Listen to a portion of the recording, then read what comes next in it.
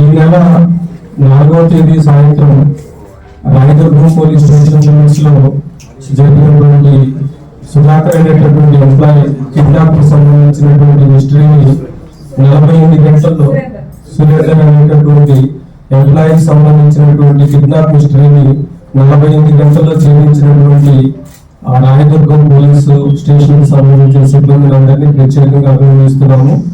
ఈ కేసు వివరాల్లోకి వెళ్తే ఈ నెల 4వ తేదీ సాయంత్రం 6:30 గంటల సమయంలో కాజాగూడ లేక్ దగ్గర ఈ ఎంప్లాయీని కిడ్నాప్ చేయడం జరిగింది. ముందుగా మనకి డైల్ 100 నుంచి ఇద్దరు ఇన్ఫర్మేషన్ ఇవ్వడం జరిగింది. ఇమీడియట్ గా మన టీం అక్కడికి రీచ్ అయినప్పుడు ఈమె నిఖిత అనేటటువంటి ఆమె అక్కడ ఉండడం జరిగింది. ఈమెతో పాటు ఉన్నటువంటి అతన్ని కిడ్నాప్ చేసిన అనేటటువంటి సమాచారంతో ఆమె ప్రశ్నించడం జరిగింది. ఆమె అనుసార మై కజిన్ బ్రదర్ ఇతన్ని ఎవరు వచ్చి కిడ్నాప్ చేసుకెళ్లారని మనకి ఇన్ఫర్మేషన్ ఇవ్వడం జరిగింది. వెంటనే రాయదుర్గం మన అడిషనల్ డీసీపీ నరసింహారెడ్డి అదేవిధంగా ఏసీపీ శ్రీనివాస్ అండ్ రాయదుర్గం సిబ్బందితో 6 టీమ్స్ ఫామ్ చేయడం జరిగింది. ఫామ్ చేసి మన దగ్గరకు వచ్చినటువంటి నిఖితతో ఆ దగ్గర ఉన్నటువంటి సమాచారాన్ని తీసుకుంటూ అన్ని వైపుల టీమ్స్ ని డిస్ట్రిబ్యూట్ చేయడం జరిగింది. సో వివరాల్లోకి వెళ్తే ఈమె నిఖిత ఎవరైతే కిడ్నాప్ అయ్యారో అతనికి సంబంధించినటువంటి కజిన్ సిస్టర్. ఈమెకి వెంకటకృష్ణ అనేటటువంటి అతనితో కూడా పరిచయం ఉంది.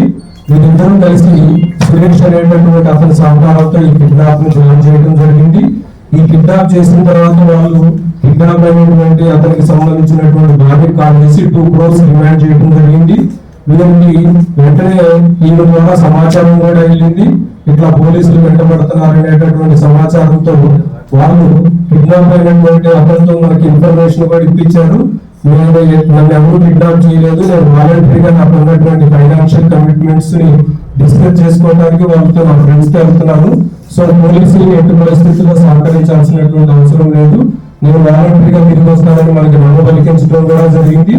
దాన్ని బేస్ చేసుకుని అయినా కూడా వాళ్ళు మాకేం ఇన్వెస్టిగేషన్ అవసరం లేదన్నా కూడా మేము మా టీమ్స్ ని కంటిన్యూ చేయడం జరిగింది. సో వీళ్ళు మామూలుగా కర్తాల రూట్ లో వెళ్తున్నట్లు మనకి ఇన్ఫర్మేషన్ వచ్చింది. మధ్యలో వెహికల్ బ్రేక్ డౌన్ అయినప్పుడు కూడా ఎవరైతే కిడ్నాప్ అయినప్పుడు అక్కడ ఉందో మిగత ఒక వెహికల్ కూడా వాళ్ళకి ప్రొవైడ్ చేయడం జరిగింది. చివరికి ఈ కిడ్నాప్ అయినటువంటి గ్యాంగ్ మొత్తం కూడా ఆ కర్తాల ఏరియాలో ఒక ఫారెస్ట్ చెక్ పోస్ట్ దగ్గర వీళ్ళని ప్రశ్నించడం జరిగింది. ఆ టైంలో ఈ పర్సన్ వాళ్ళు వదిలేసి అక్కడ దాదాపులో ఉన్నటువంటి ఫారెస్ట్ లోకి పాల్గొనడం జరిగింది. వీళ్ళందరినీ మనం డిస్ట్రిబ్యూట్ చేసినటువంటి టీమ్స్ అన్ని పకడ్బందీగా వీళ్ళని అదుపులోకి తీసుకోవడం జరిగింది. సో వీళ్ళు ఇనిషియల్ గా 2 crores డిమాండ్ చేశారు. తెలిసిన తర్వాత మిగిలిన 20 lakhs వరకు కూడా వీళ్ళు ఇమీడియట్ గా 20 lakhs ఇచ్చిన మేము వదిలేస్తామని కూడా వీళ్ళు డిమాండ్. తర్వాత 2 crores నుంచి 1 crore 70 lakhs 1.5 crores 1 crore 50 lakhs 20 lakhs వరకు కూడా వచ్చారు. చివరికి పోలీసుల నుంచి మనకు తప్పించుకునే అవకాశం లేదని తెలుసుకొని ఆ కిడ్నాప్ చేసినటువంటి అతను వదిలిపెట్టి వీళ్ళు వెళ్ళిపోవడం జరిగింది. ఈ ఎంటైర్ ఆపరేషన్ లో కూడా పోలీసులు 48 hours లో మొత్తం చేంజ్ చేయడం జరిగింది. అయితే ఎవరైతే దీన్ని ప్లాన్ చేశారో సురేష్ అతని మీద ఇప్పటికే 21 క్రిమినల్ కేసెస్ ఉన్నాయి. ఇదే గ్యాంగ్ ఇంతకు ముందు మన దగ్గర గచ్చిపోలో కూడా అయినటువంటి ఒక కిడ్నాప్ కేసు కూడా ఇన్వాల్వ్ అయ్యారు, అది కూడా డిటెక్ట్ అయింది. సో ఈ సురేష్ అనేటువంటి అతను ఒక 21 కేసెస్ లో ఉన్నారు. ఈ వెంకటకృష్ణ అనేటటువంటి అతను ఇంటికి ఎవరైతే అసిస్ట్ చేశారో వీళ్ళిద్దరు ఒకే చోట ఎంప్లాయీస్ గా చేస్తున్నారు. ఇద్దరు మ్యారేజ్ చేసుకోవాలనుకుంటున్నారు. సో మ్యారేజ్ చేసుకోవడానికి ఈ అమౌంట్ కనుక వస్తే మనకి హ్యాపీగా మ్యారేజ్ లైఫ్ లీడ్ చేయొచ్చు అనేటటువంటి ఇంటెన్షన్ తో ఇది ప్లాన్ చేయడం జరిగింది. వీళ్ళ మోడస్ ఆపరెండి కూడా తెలిసినటువంటి వాళ్ళని కిడ్నాప్ చేయడం, వాళ్ళని ఎంతో కొంతకి బెదిరించడం. ఇంతకుముందు గచ్చిబౌలి కేసులో కూడా మనకి ఇనిషియల్ గా 1 crore నుంచి స్టార్ట్ చేసి 2 lakhs తీసుకొని వదిలిపెట్టడం జరిగింది.